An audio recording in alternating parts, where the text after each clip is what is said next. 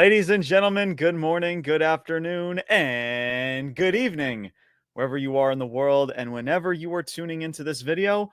My name is James Porcelli, and welcome to another edition of the Ruthless Talk podcast. Happy 4th of July, or I should say, by the time you guys watch this episode, it'll probably be 4th of July weekend, as I am recording this as of Thursday morning, July 3rd. As today we are going over spoilers for Friday Night Smackdown for this coming Friday. This Friday's episode is pre-taped, it is pre-recorded, so we have the results, we have the spoilers. So if you are somebody that doesn't like spoilers, that is watching this before SmackDown airs this Friday night, well, this is your opportunity to click out of this video now so you do not want to be spoiled about anything that happens for Friday Night Smackdown tomorrow night, or at least while I am recording this episode. SmackDown will be airing tomorrow night for 4th of July. So I'm not going to waste much time. I don't really have that much time to begin with.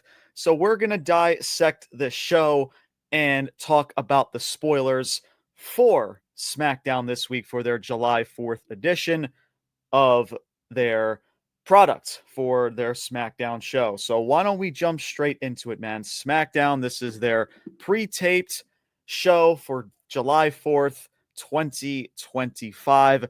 The show kicks off with Cody Rhodes and Randy Orton as they cut a promo, of course, rehashing their matchup from King of the Ring, or their King of the Ring matchup, I should say, for Night of Champions. Cody Rhodes promises to take out John Cena and to take back his championship at SummerSlam. And then a returning Drew McIntyre interrupts, and he's kind of just mocking the two. Like, what is this friendly mutual respect thing, which I fucking love, because as you guys know, we love to do the whole mutual respect, to where you see it a lot nowadays in pro wrestling, to where after a gruesome wrestling match, right, we just shake hands like it's a competitive sport, like we're back in Pee Wee football. Good game, good game, good game, right? So Drew McIntyre making his return and kind of just mocking that criteria. I thought that was just really, at least from what's on paper, is really good. I got a kick out of that when I read the spoilers here. But so McIntyre interrupts them both, and by the end of the segment, Drew McIntyre just eats an RKO. And this is going to set up a matchup for Saturday night's main event, which is between Drew McIntyre and Randy Orton for July 12th in Atlanta for Saturday night's main event. So, all right. So clearly, I mean, Drew McIntyre can lose this match, right? You think, but now for Orton's sake, so Orton has to lose again when he just lost to Cody at Night of Champions. So unless something happens, man, for this matchup for Saturday night's main event, to where if you're gonna set Orton and Cody up for a potential feud, Orton has to just be put in a random matchup just to build back up Drew McIntyre. I don't know, man. That just sounds very, very weird to me. So pretty much that's just the opening segment. You know, Drew is trying to create tension between Cody and Orton, and all it just leads to is him just getting laid out. So, I mean, you can look at this as a one-off and say, all right, okay, you're going to build Drew McIntyre up. I don't know what this dude is going to do. I don't know what the long-term goal is for him now that he's back. I mean, it's great to have him back because we need freaking heels in this company, which is great on one hand, but on the other hand, to where Drew is most likely going to win this match. But what is that really doing for Randy Orton? Is that just going to, I guess you can say, make the argument that it's going to slowly continue the turn or the change in course of Randy Orton's character? I don't know. So obviously we would need to see that as far as, you know, what it's truly leading to for Randy Orton. But to put Randy Orton in this matchup as a one-off and for him to just lose, come on, man. It's just, I feel like we're just booking matches just for the sake of it. So where, okay, you want Orton to maybe lose this match to further along his story, maybe with Cody Rhodes. But then for Drew McIntyre, like, I just think that there can be many different ways we can return Drew McIntyre instead of kind of just coming back just kind of very anticlimactic, to where, or I should just say very underwhelming, to where he's just comes back, he eats an RKO. All right, matchup for Saturday night's main event next week. And granted, he's going to win the match as he should, but I don't know. I just feel like we're booking matches now just for the sake of booking them because we don't know really what else to do. Granted, yes, you need a card for Saturday night's main event, but this is the problem when you try to counter program a certain company, right? Now you put yourself into a pickle, and now you're saying to yourself, "Fuck, we need matches on this card." So you can argue and say it's a one-off and be like, "Ah, James, whatever it is, what it is." All right, I hear you. But I don't know. From what I'm reading on paper, it just sounds just very underwhelming. As far as at least for Drew McIntyre and for Randy Orton, to where if you are gonna build up a feud with Cody and maybe have him turn on Cody in the future, I just think we can do better than plucking him into a random match with Drew. Yes, that is a one-off, I understand. But for him to just lose again shortly after he just lost at Night of Champions, like, this is still Randy Orton. Like, you can't just have him constantly collect losses to where these losses, guys, add up. So that scenario, I'm not sold with. But on the other hand, you can look at and say it's a one-off. Drew McIntyre is going to get a big W. I don't know what Drew McIntyre is going to do after that, but we shall soon find out, I guess, as we'll see the show and what it portrays as such on television for tomorrow night. So backstage, you have Nick Aldis is trying to convince Charlotte Flair to team with Alexa Bliss. Why would why would Nick Aldis need to convince Charlotte to team up with Alexa? That just, you guys see how that just sounds weird? Like, hey, like, we need a tag match to fill up for Evolution. Like, can you please be Alexa's tag partner? Like, man, I don't know, bro. I really just don't know. But yeah, they win a tag match against Secret Hervis to qualify them for this women's tag title match at Evolution. So there you go.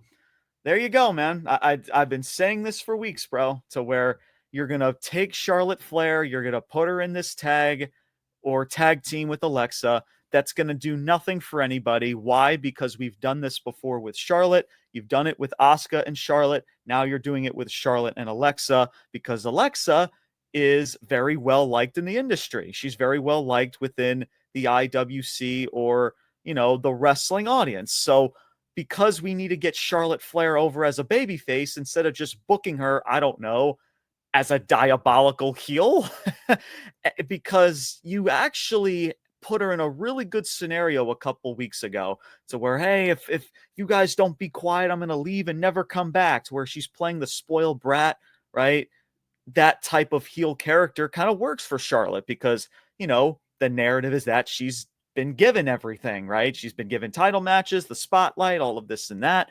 So play that spoiled brat type of shtick. I think that kind of works, but no, we gotta put her over as we gotta get her as a face. So let's put Alexa, or have Alexa join with Charlotte to be a part of this tag team. It's just, you know what they're doing, bro. Like, yes, it's great to see that Charlotte's not involved in the world title picture. I get it. But it's clear as day, guys, what they're still trying to do, to try to put Charlotte in the best case scenario to where, oh, Alexa Bliss is very well liked by the wrestling audience. Let's put Alexa with Charlotte and have them team together and maybe be a tag team and win tag gold. It's just, come on, man. It's not going to work because WWE, you think we're stupid enough to not remember that you did this with Asuka, and it did nothing for Asuka and it did nothing for Charlotte, because you still have constantly flipped her heel and face so many times over the last 10 years. So, and this is going to be no different, bro. They're going to win tag titles maybe in the future, possibly shit at frickin' at this Evolution pay-per-view in this Fatal 4-Way, possibly. And it's going to still do nothing for them. It's going to do nothing. And that's just it, bro. I saw this coming from the jump. I'm sure a lot of you guys did as well.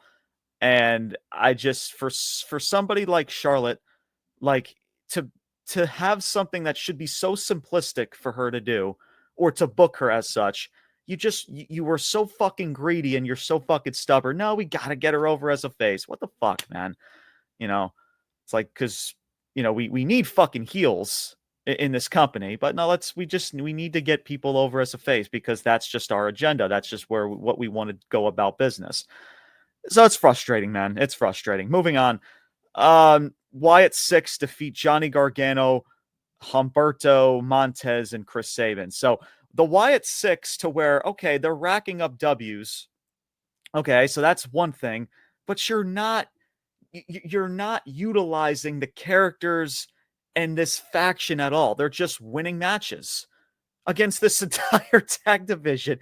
Now they're beating these tag teams, right, in as separate individuals. So you take each tag team, right, a member of each tag team, and put them together as one team to go up against the Wyatt Six, and still have them collectively lose to the Wyatt Six, to where, yes, it's great to see the Wyatt Six collect victories and this and that and the other, but you're still not progressing how or what they're truly involved in, and what their motives are, what their agenda is, how you are placing them in segments and storylines to evolve their stature as a group. No.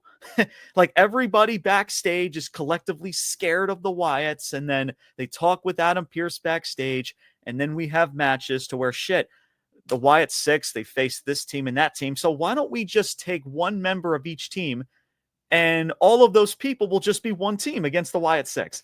Come on, man. This is 12-year-old type of booking with a green crayon, right? It's like fucking what's the movie called? Fucking Benchwarmers, right? I am 12. He's got right, got documentation, right? Looks fucking legit. Let's put it out there, right? Fucking god damn it. Anyway, this is also baffling. Tiffany Stratton comes out and she talks about her match with Jade Cargill at SummerSlam. So that's right, guys. It's a face versus face title match against freaking both Jade and Tiffany, because Jade Cargill won the Queen of the Ring tournament. And Jade Cargill comes out. She interrupts Tiffany Stratton, and Trish Stratus comes out. That's right. Trish Stratus, the Hall of Famer herself, comes out, exchanges words with Tiffany to set up a match with Tiffany Stratton at WWE Evolution. Guys, this is it is it's unbelievable, right? And there are so many people out there that wonder why people don't give a shit about Tiffany Stratton this title reign, because you're not having her put her championship on the line on these big stages and these big pay-per-views against a heel that she can work with. Recently, the latest heel was fucking Nia Jax, and that has been on and off. So Nia Jax is done because you sealed that whole feud and exchange when she lost to Tiffany the day prior to Night of Champions. Even though you didn't want to put your champion on Night of Champions, you put the champion on your SmackDown show in the middle of your SmackDown to defend her championship. I don't fucking know. I make it make sense. And now to build that momentum for Tiffany Stratton, right? She goes through Nia Jax. What do? Let's put her in there with a face Jade Cargill. And before you even get to that matchup, let's put her in there with a face Trish Stratus. Now, who knows with Trish Stratus? Is she going to play more as a heel?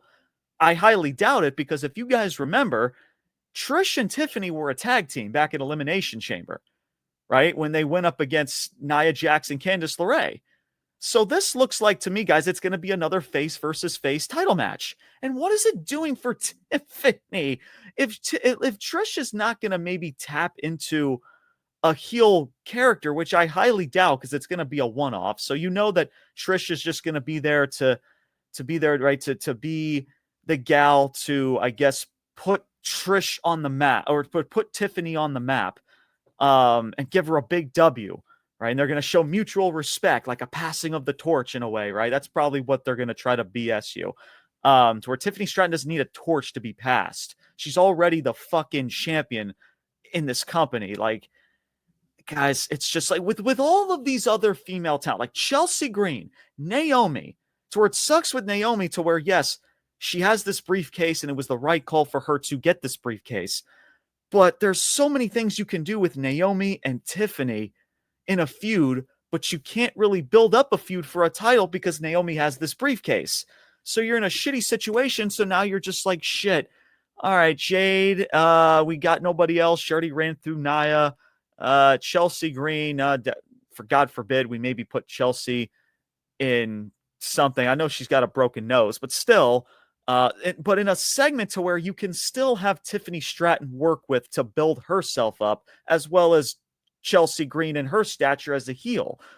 I mean, guys, I'm just making common sense and logic. This is all I'm talking about, bro. You're putting a face Trish and a face Tiffany, and then you're putting a face Tiffany with a face Jade Cargill. And we wonder why Tiffany Stratton's title reign doesn't feel special, why it completely sucks, because you were putting her in the worst positions possible, to where nobody gives a fuck about her holding on to this title. And that sucks because I adore Tiffany Stratton to death.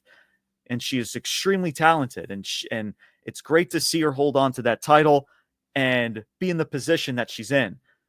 But my God, man, you gotta fucking meet her halfway, man. By just putting her in there with all of these random people, these random baby faces in the most random positions possible. It's where you have Naomi, bro. Naomi's got this character that she's rocking with, right? In this heel shtick, but she's got this briefcase. So you gotta, have her tease these cash-ins. That's the only thing that you can possibly do. So you're in a rock and a hard place, and you got to fucking put, I guess, somebody out there, even though we need heels in this company. We have all these baby faces out. Just fuck it. Just put Jade out there. Let's bring Trish Stratus back out and return and have her in a match with Tiffany. It's so frustrating, man. It really is. So there you go. So before you get to SummerSlam, you got two face versus face matchups. First with Trish and Tiffany, and then with Tiffany and Jade Cargill, right? For SummerSlam as well, out of all shows, right? It's just like, it's unbelievable. It's unfucking believable. Up next, Andrade and Rey Fenix defeat Fraxium. Fraxium, to where they were running through the tag division, and now, here they are taking a random loss for no fucking reason on a SmackDown. Andrade and Rey Fenix, to where we have nothing for these two as individual competitors. So Triple H is freaking, his thought process, like, wait, you guys speak Spanish, so maybe you guys should be a tag team, right? We'll just pluck you guys together. To where I believe it was not too long ago they were in a tag match. So yeah, let's just keep you as a tag team because y'all are both lucha libre talents, right? You both speak Spanish. Let's put you in a tag team and have you face Fraxium, right, in a matchup. We don't know where it's going, but just have a tag match with those two. And then we'll go from there. And it's face versus face. All four of these competitors, bro, is faces. You can't make this shit up. Oh, James, like, it's happened before, right? Like, this is nothing new. It's not a big deal. No, it is a fucking big deal, right? It's part of the booking. It's part of things making sense. Just because it's happened before, it's like, oh, James, well, this has happened before already. That doesn't justify it. That doesn't justify the booking and how shit it is. You're going out there, you're having these performers go out there, and you're giving them nothing to work with. Nothing. Just go out there and have a wrestling match. And then maybe next week we'll give you a call to see where everything is going to go. What the fuck, man? Right? Phoenix and Andrade, it's where we got nothing for them. They're so fucking irrelevant in this company, on this show. And let's just pluck them together, because why not? Just why not? You already have tag teams, bro. You have tag teams. You don't need to pluck two random people in a fucking team. Why? Because they both speak Spanish? Because they're both lucha libre? Like, what the fuck, man? I don't get it. I don't know. Moving on. Damian Priest is attempting to explain R-Truth's actions to Aleister Black. This is leading to a match between Black and R-Truth for July 11th. So that's next week's SmackDown. Another face versus face matchup, bro. I have never seen, bro. Guys, I'm going to tell you this right now. I'm going to get to R-Truth in just a second, right? Like, it's bad enough with Aleister Black. The dude just came back and we got nothing for him. So let's take a face Aleister Black and a face Ron Killings R-Truth. Yeah, that makes sense. Like, what is it, guys, with face versus face? I get it. To where, like, maybe every once in a while, if the story makes sense to put two faces in a match, okay, do what you got to do. But guys, we can't be doing it this often. To where, guys, like, this heel versus face is it's called a foundation. It's been a foundation in pro wrestling for decades, right? But now the modern wrestling fan is just like, oh, well, heel versus face is boring, right? Face versus face, it shakes things up. Dude, you don't need to fucking shake things up. Right? You don't fucking need to. Why do you need to overcomplicate something? Right? Constantly to confuse your audience and to split your fucking audience. It's doing nothing for the story. It's doing nothing for the talent. And it's doing nothing for your shows to where people are still not, you're not gaining any viewership on the USA Network or on Netflix. So what is it benefiting? It's not benefiting anybody. So you can say, oh, well, it's a good change, right? Heel versus face, that dynamic, it's old, it's run its course. No, it hasn't, bro. It's a staple in entertainment, even in movies and television shows. Pro wrestling is the same fucking thing, right? It's not that complicated, guys. You take a baby face and a heel, you tell a badass story, give people reason to give a fuck, and I fucking promise you, people will fucking tune in. They will stick around to see what happens. But no, let's just pluck a baby face and a face whose jobs are both to get the crowd behind them. The crowd is so fucking confused. They're split between both of these freaking individuals. It makes no sense. And the ratings, guys, continue to go backwards because the booking of these talents make no sense. It's confusing as fuck. We can't be along for the ride because everybody is plucked in random spots one after another. So it's not different. It's not it's not something that's different to where you can say, oh, I like the dynamic. It's cool. If you like that, much love, right? I'm glad that you're enjoying it. That doesn't make it good booking. Heel versus face, guys. It's simple and it's effective. You can say that it's a boring case all you want, but guess what? It's still the foundation of every single type of entertainment in the industry. Again, television shows, movies, all of that. You have a good guy and a bad guy. It's that simple. And people will come back and watch this if the story's done correctly. But if you're just going to place a good guy and a good guy all the fucking time to where the story leads to nothing, it leads to nowhere. For R-Truth, bro, like, this dude has been plucked in the most weird, most bizarre positions possible since being re-signed. To where the story was sitting in your lap. It was R-Truth, Ron Killings against the establishment. Instead, he's going to take out John Cena. That had nothing to do with the establishment. If he was along with The Rock, that would have made sense. But he's attacking John Cena. He attacked him at a media scrum through a table. And now he's in a story with Aleister Black, right? To where the rumor was, oh, we got a big push coming for Aleister Black. Okay, cool story, bro. Yeah, the big plan is for Aleister Black to be there or to be in a feud or a match with Ron Killings. Yeah, those are great fucking plans. And Damian Priest is in the middle of all of it. When just a couple weeks ago, dude, he announced that he was going to go after Jacob Fatu in that championship, right? He said that, right? He said that when Jacob Fatu was the champion. They had that stare off, right? Fatu as the heel, Priest as the babyface. Okay, cool, right? Let's do it. Damian Priest should be in the mid card. Let's fucking do it. But because you already turned Jacob Fatu babyface and he's going up against Solo and his new fucking goof troop, Now, what do you got to do with Damian Priest? Now he's got to be on the back burner, and now he's got to be involved with other two fucking faces in a face versus face match. And people think that this is okay. I swear to God, man, we continue to lose the fucking plot. Like, it is unbelievable. And the worst of it all is that people will fucking defend it. It is unfucking believable. R-Truth's booking was sitting in your lap. You put him up against the establishment, against the authority, right? Make it believe like this company did not want this guy back. Make us truly get behind R-Truth, Ron Killings. No, let's just have him in random attacks against Cena that go nowhere. And now we're going to pluck him in there with Priest and Aleister Black, both baby faces.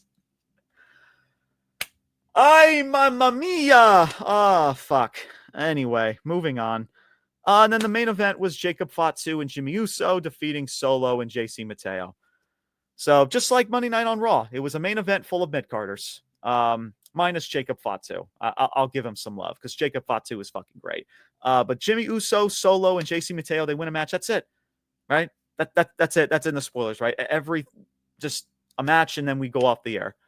Maybe something happens to where, after the matchup, maybe a cliffhanger happens between, I don't know, something with Cody or something. I don't fucking know.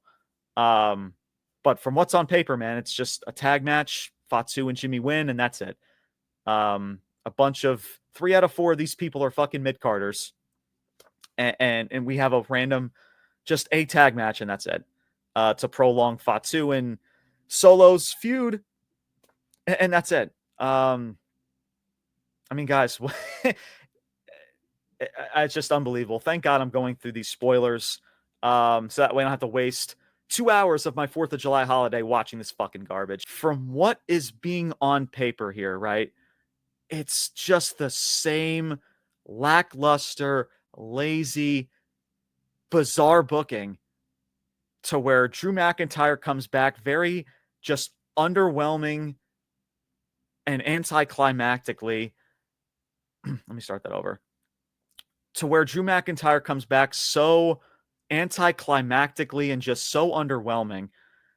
And fucking the Wyatt Six beating more people in this tag division that's going to go nowhere. Let's just have the same matches, but let's pluck each member of a team and have them lose to the Wyatt Six. Andrade and Rey Fenix just randomly just are plucked into a team because we have nothing else for them. Tiffany, Charlotte, and Alexa are going to go after tag titles because we need to get Charlotte over as a face, and that's not going to work because we've done it before already. And it's going to continue to just downgrade, or not really downgrade, but just this tag team is going to be an anchor to Alexa Bliss's booking. It's going to do nothing for her either. Tiffany Stratton is going to go up against 2 baby faces within the span of frickin' a month, 3 weeks to 4 weeks to a month. And we wonder why nobody gives a shit about Tiffany Stratton and her title reign, because this company doesn't want to make you fucking care. Priest, R-Truth, and Aleister Black. Like where are the diabolical heels, bro? Outside of Drew McIntyre. Like, where are the fucking heels in the show? You're going to give me like Drew McIntyre?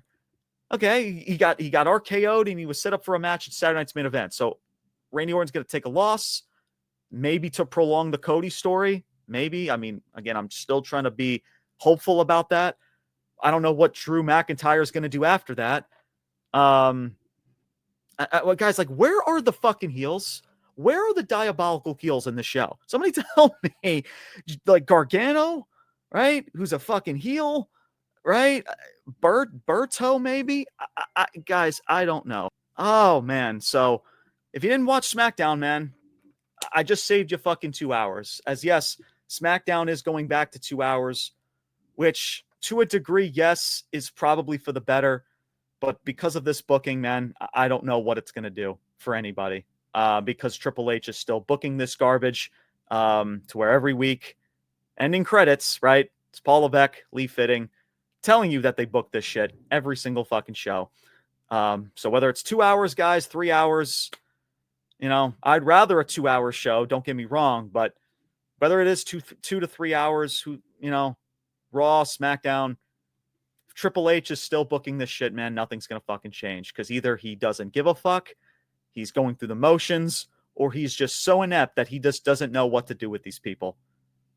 Right? But we want to let it play out, right? There's more story to tell furthering along the next couple of weeks and months. No, there's not.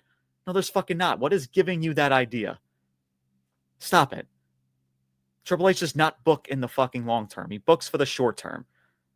Right? If you don't believe me, look at frickin' just this past Monday. The New Day losing their titles to another heel faction. All right? Fucking Cena, a diabolical heel, going up against being attacked by Seth Rollins, a heel faction, and his Groove Troop.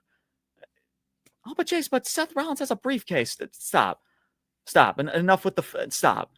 And just because Seth has a briefcase, right? We're gonna tease a cash in that he could cash in on this other superstar that has the championship. That's an excuse to put heels with heels and faces with faces.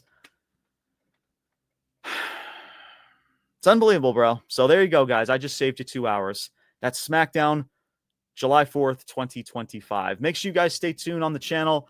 I plan on getting some thoughts as far as AEW Dynamite, their 300th episode. So stay tuned on the channel. I want to thank everybody so much. If you guys are watching this on YouTube, thank you guys so much for 400 subscribers. You guys are fucking awesome. Continue to spread the word and smash that subscribe button. There's going to be a lot more content coming your way. Stay tuned for some AEW as I will be going over AEW Dynamite 300 and a bunch more stuff to come on this platform. So this was your SmackDown review, the spoilers for Friday Night SmackDown for their July 4th episode of 2025. And that is going to do it for today's episode, everybody. My name is James Porcelli. Until next time, there will be a next time. I'm signing off saying salute, peace out, and take care, everybody. Toodles!